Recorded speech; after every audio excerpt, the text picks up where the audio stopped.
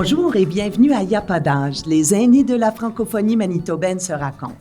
Ici Monique Lacoste.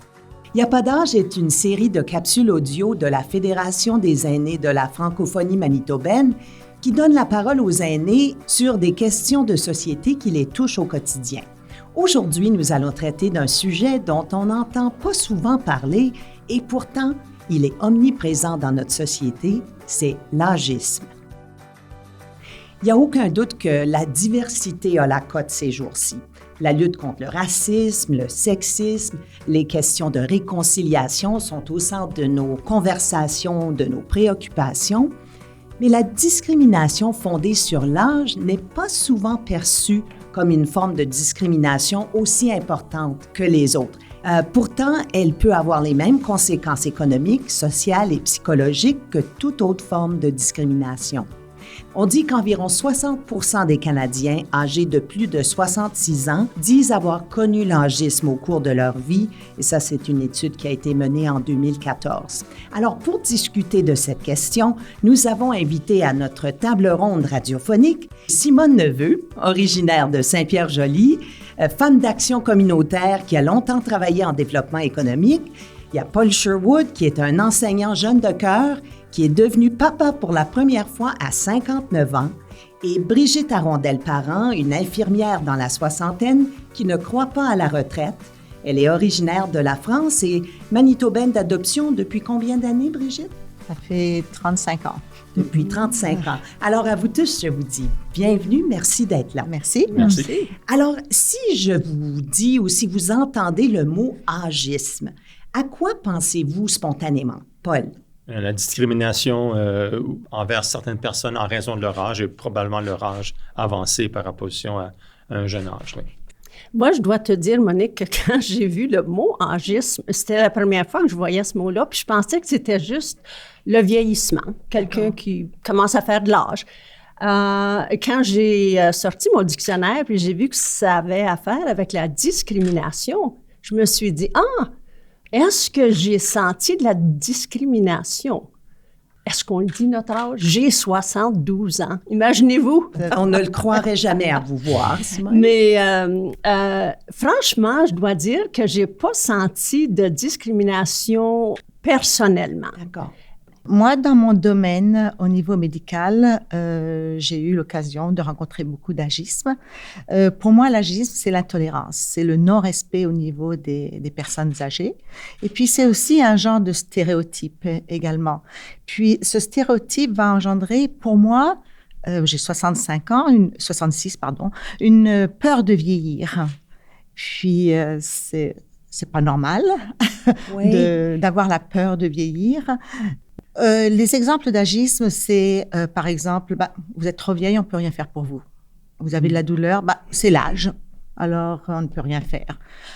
L'autre forme d'agisme également, c'est dans les soins prolongés, où on infantilise un petit peu les personnes âgées. Ma chouette, par exemple, où c'est l'heure de ton dodo et tout ça.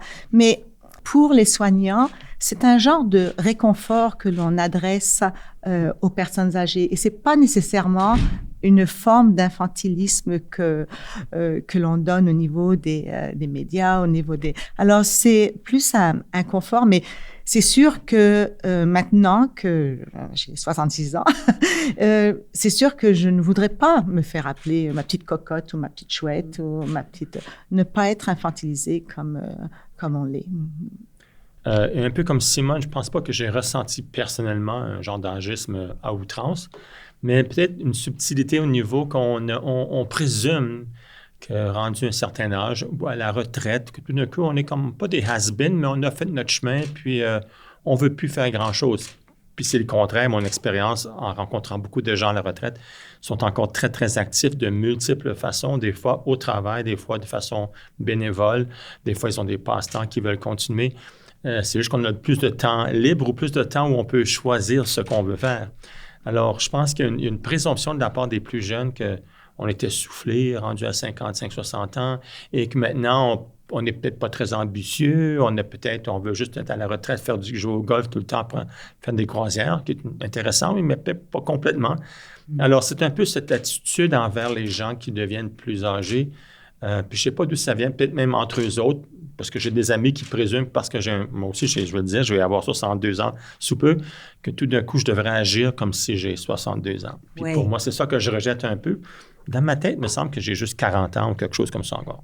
Maintenant, Paul, je suis très curieuse de savoir comment, votre entourage, la famille, les amis ou peut-être les gens que tu rencontres avec tes 2 petits-enfants maintenant, papa dans la soixantaine, comment on a réagi à ça? Oui, bien, tout le monde pense qu'on est épuisé parce qu'on a des enfants, parce que les autres se souviennent de leur vingtaine ou leur trentaine quand ils étaient épuisés. Alors oui, on est un petit peu épuisé comme ils l'étaient, mais je dirais pas plus.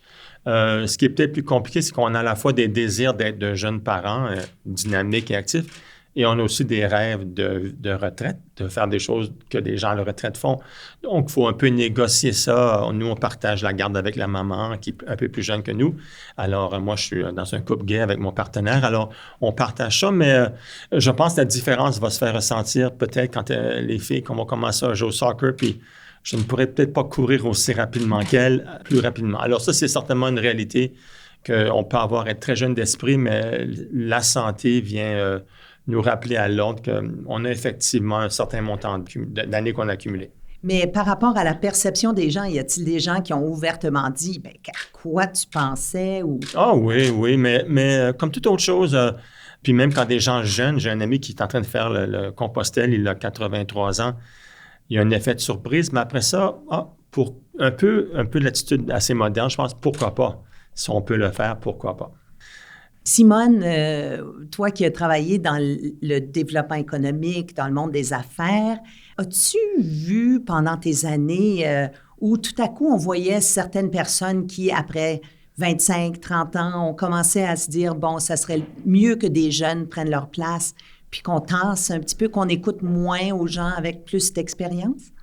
Je pense que c'est le contraire. Quand je travaillais au CEDEM, on embauchait des gens qui étaient à la retraite et qui avaient une expérience vraiment valable, qui pouvaient nous-mêmes montrer des choses. C'était contractuel et c'était des gens qui avaient fait un bon bout de chemin, puis qui étaient respectés dans la communauté francophone et qui savaient ce qu'ils faisaient. Donc, moi, je respectais ça et j'apprenais beaucoup d'eux. Il faut se demander si les femmes sont parfois plus à risque de percevoir l'agisme que les hommes. Je sais, Simone, par exemple, qu'au niveau de la couleur des cheveux, que de l'apparence, parfois on peut subir des commentaires. Parlez-nous un petit peu de votre expérience par rapport à cet aspect-là de la vie féminine.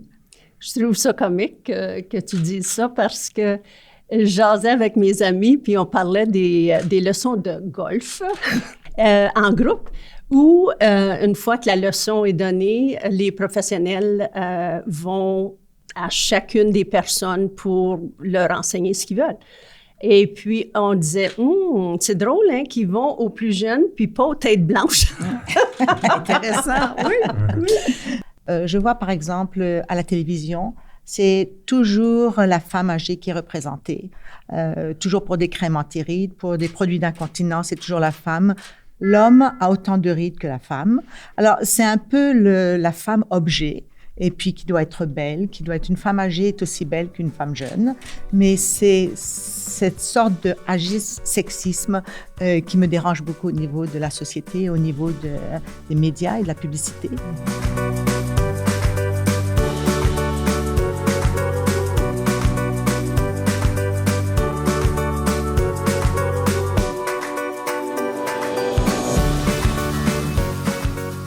Oh, je l'ai observé. Puis, j'ai l'impression qu'après 65 ans, on a l'impression d'avoir un tatou invisible sur notre front au niveau des jeunes. Et puis, moi, j'ai eu deux expériences au niveau de l'agisme.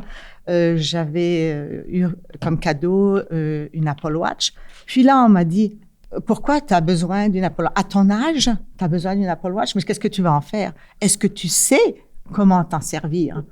Alors, je lui ai dit, mais de toute façon, la technologie, nous sommes des baby boomers et puis on a appris comme vous avec la technologie. Et puis, l'autre affaire, c'est quand j'ai pris ma retraite pour 4 jours et puis après, je suis re-rentrée dans le milieu médical. Puis on m'a dit, pourquoi tu laisses pas la place aux jeunes? Alors là, premièrement, c'était mal placé parce qu'on était en période de pandémie et donc on avait besoin de la pénurie au niveau des personnels, mais c'était une sorte d'agisme mal placé. Et puis, mais c'est pas nouveau l'agisme. Parce que moi, je me rappelle quand j'ai fait mes débuts de carrière en tant qu'infirmière, quand on avait une infirmière qui arrivait qui a 40 ans, on s'est dit, qu'est-ce qu'on va faire avec une vieille? Alors, c'est pas nouveau encore mais disons que ça se perpétue et ça devient, je pense, beaucoup plus pire dans notre société. Oui, pourquoi pensez-vous? Qu'est-ce qui contribue à ces stéréotypes-là, Paul? Bien, moi, j'ai l'impression, numéro un, que, puis nous, comme disait Brigitte, nous sommes des baby boomers en général, là, mais on a grandi dans un monde où la nouveauté, c'est ce qui fait les nouvelles, les manchettes, c'est ce qui excite tout le monde. C'est nouveau, puis ça fait original. Et on fait l'erreur de présumer qu'une personne qui est plus âgée est moins originale, elle n'a pas des nouvelles idées. Ce n'est pas vrai. La personne qui est plus âgée, elle a plus d'expérience, peut-être plus de sagesse. Puis je pense qu'avec le temps, c'est ce qu'on vient aussi à davantage célébrer la sagesse des gens. Alors oui, on peut encore être très original à 60 ans, hein, mais on a peut-être accumulé de la sagesse qui vient un peu dosser un peu, si on veut, notre envol de nouveauté, de vouloir faire du nouveau. Moi, quand je suis jeune, j'ai eu 2 modèles un peu indirects. Mon grand-père, on a travaillé avec lui sur la ferme jusqu'à 74. Il avait 74, 75 ans, puis il était actif, tout ça. Puis il voulait être jeune d'esprit lui aussi. Puis j'avais toujours retenu, il y avait une madame aux États-Unis, Grandma Moses, qui avait commencé sa carrière, apparemment à 65 ans, était devenue, quelque chose comme ça, une célèbre peintre. Alors j'ai toujours dit, wow, la vie, on vit le maximum aussi longtemps qu'on peut y aller. Puis j'espère contribuer encore à 80, 90 ans si je suis autour. Alors, en d'autres mots, il ne faut pas se limiter aux stéréotypes qui nous entourent si on les rencontre, absolument. Je trouve aussi on a beaucoup plus d'occasions de faire du travail intergénérationnel aujourd'hui dans plusieurs milieux. Alors, j'ai pu enseigner avec des profs plus âgés. Alors, quand j'étais jeune prof, ils ne me traitaient pas différemment. On était tous des collègues. On savait qu'ils avaient plus d'expérience. Des gens où j'ai travaillé à différents comités. Ça devenait de moins en moins important à l'âge. On savait qu'il y avait quand même une certaine plus de sagesse ici et là, mais on respectait le fait que tous les gens étaient des partenaires, des collègues dans ces différents projets-là. Mais là aussi, dans l'agisme, nous, on a un petit peu l'effet contraire du jeunisme aussi, où on va critiquer les jeunes. Alors, c'est un peu une rivalité entre le jeunisme et l'agisme, en disant, vous, les jeunes, vous ne savez rien, tandis que vous, les vieux, vous ne savez rien non plus parce que vous êtes trop vieux. Et puis, alors donc, c'est... Puis d'ailleurs, je pense que la définition d'agisme, c'est de discriminer ou de garder des stéréotypes en fonction de l'âge, que ce soit les jeunes ou les vieux. Donc, ça peut se faire dans les deux sens. Dans les deux sens, oui, tout à fait. Oui.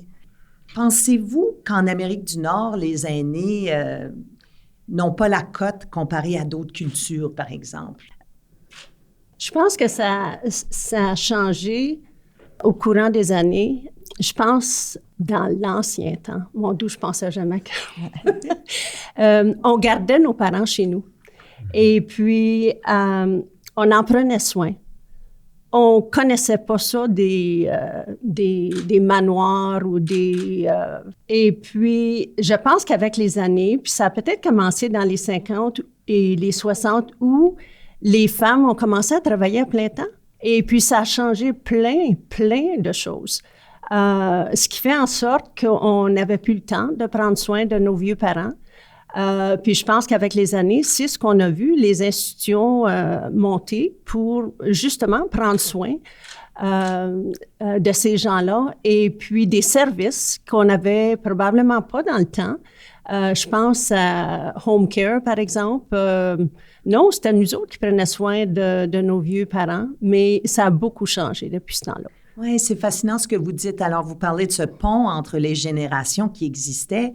Quand grand-maman, grand-papa vit avec soi, évidemment, les relations sont intimes, on vient à se connaître, le respect, il est naturel. Paul, chez vous, c'est un peu comme ça que ça se passe. Mais nous, on a ma belle-mère qui a 97 ans, elle est avec nous parce qu'elle parle espagnol, ça c'est une des contraintes, mais aussi mon partenaire très mal à l'aise de la placer dans une résidence. Alors, moi, je dirais aussi qu'on est on vit une époque où on est très axé sur nous-mêmes, c'est les années moi, là. Puis peut-être qu'on devrait peut-être un peu doser ça un petit peu moins, puis penser aussi à notre communauté, puis ça commence avec notre famille. Alors oui, je trouve ça un peu triste qu'on ait un peu un sentiment qu'à un moment donné, on fait l'entreposage des personnes âgées. Là. Sont plus utiles, alors on les place quelque part.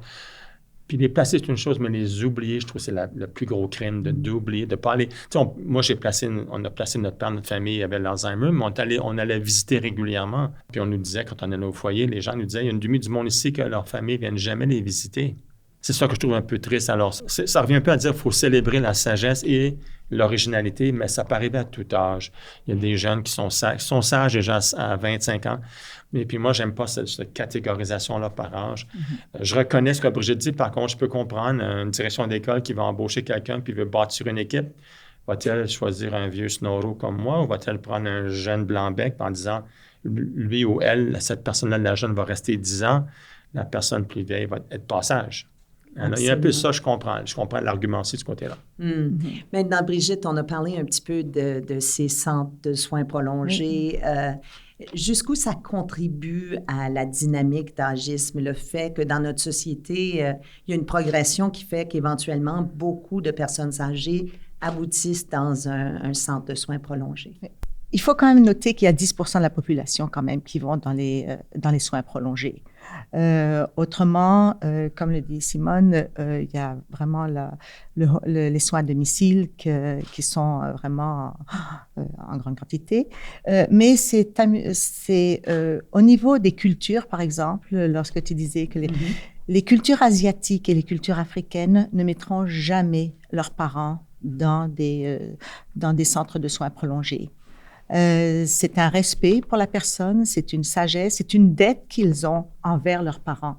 Et lorsque j'enseignais à Saint-Boniface, mes étudiants qui venaient d'Afrique me disaient « Mais madame, j'aurais pas de travail chez moi. Il y en a pas, il n'y a pas d'institution.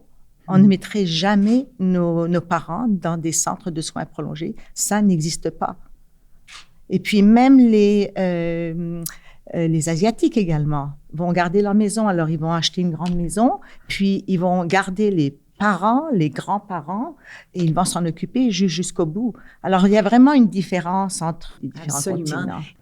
Alors, parlons un petit peu de solutions. Comment voyez-vous? Moi, je pense que les francophones, on a un peu l'avantage parce qu'on est déjà une petite communauté et je dirais que le côté communautaire est très fort chez nous, comme chez d'autres communautés aussi, je suis certain. Mais moi, je trouve que c'est important que toutes les communautés, puis là, je veux dire des quartiers, si on choisit ou si même la personne âgée choisit d'être dans un foyer, c'est à proximité de où nous vivons. Nous, je me rappelle, à un moment donné, on voulait placer papa, comme on disait, puis là, il voulait nous envoyer à l'autre bout de la ville. Je disais, pas de francophone là-bas, il n'y aurait pas de service en français. Alors, cette notion de communauté, on bâtit trop maintenant de communautés comme des banlieues, comme des maisons, il n'y a même pas de magasins locaux. Moi, où j'habite en banlieue, une personne âgée qui a la misère à marcher, il n'y a pas d'option, il n'y a pas de magasin, il n'y a pas rien, il n'y a pas de centre communautaire, rien. Alors, cette notion de rebâtir des quartiers où il y a tout, il y a tout pour une vie. Les Européens sont plus avancés que nous par rapport à ça.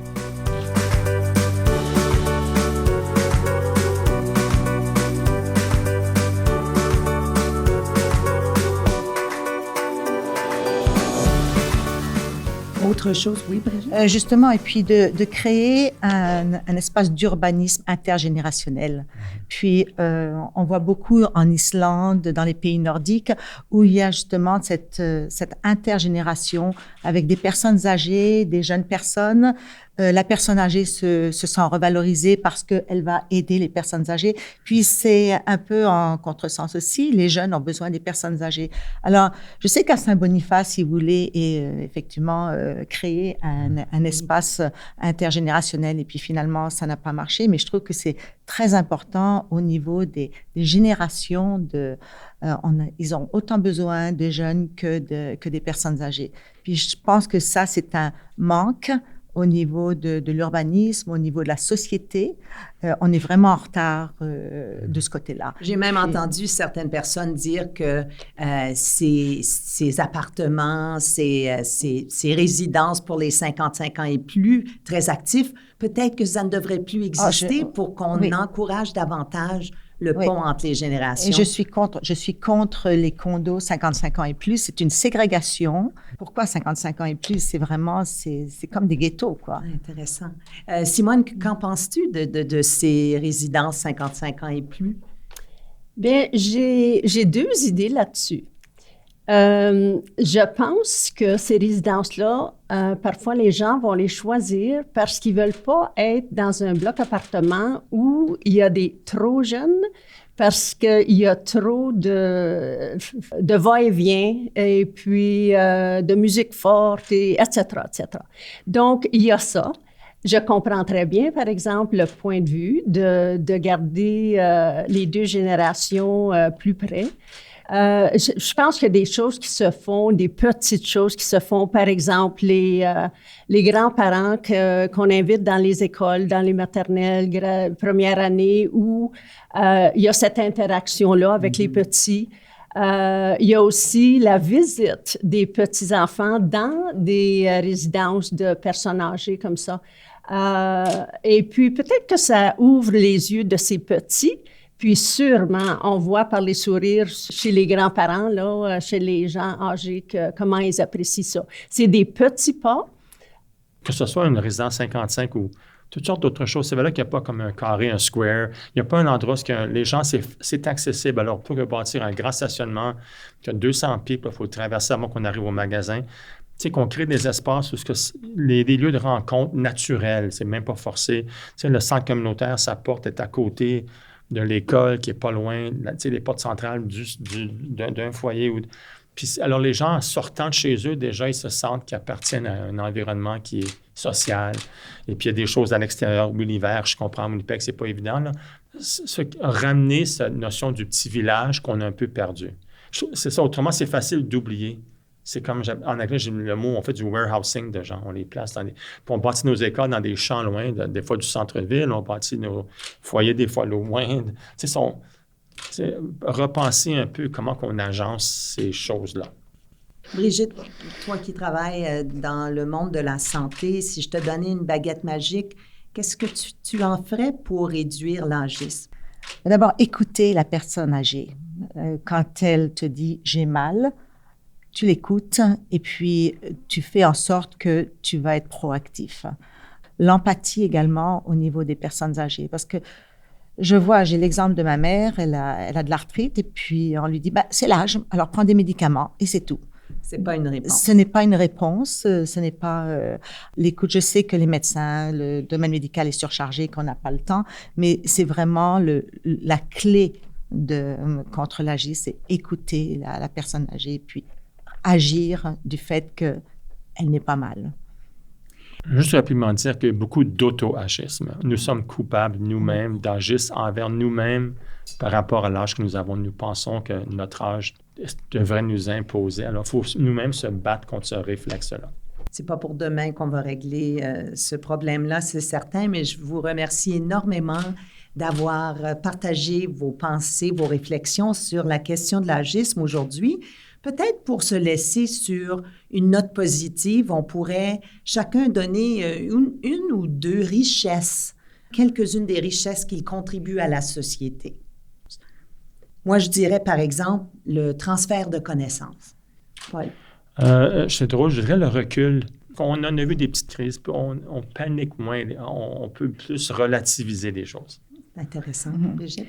Moi, ça serait la richesse, ça serait de transmettre ma culture, la patience, la richesse, et puis notre passé aussi, d'enseigner notre passé à nos petits-enfants. Ça, c'est très enrichissant pour eux. Je pense qu'on doit peut-être essayer de rester jeune en esprit. Et puis, une de ces choses-là, c'est justement en faisant des choses avec nos petits-enfants, qu'on les amène à des films, au Festival du Voyageur, dans des parcs, dans nos beaux musées. On crée des souvenirs avec nos petits-enfants. Aussi, à cause des nouvelles technologies, on sait que les jeunes sont tellement bien renseignés par rapport à ça. Et puis, qu'on travaille avec nos jeunes, qu'on leur demande de nous aider, ça leur fait plaisir. Et puis, nous, ben, ça nous renseigne. Bien, je vous remercie, Brigitte Arondel-Parent, Simone Neveu, Paul Sherwood, d'avoir partagé vos témoignages avec nous aujourd'hui. Et j'ose dire que les âgistes à l'écoute n'auraient qu'à vous rencontrer pour constater leur erreur. C'est clair. Merci. Merci, Monique. Merci.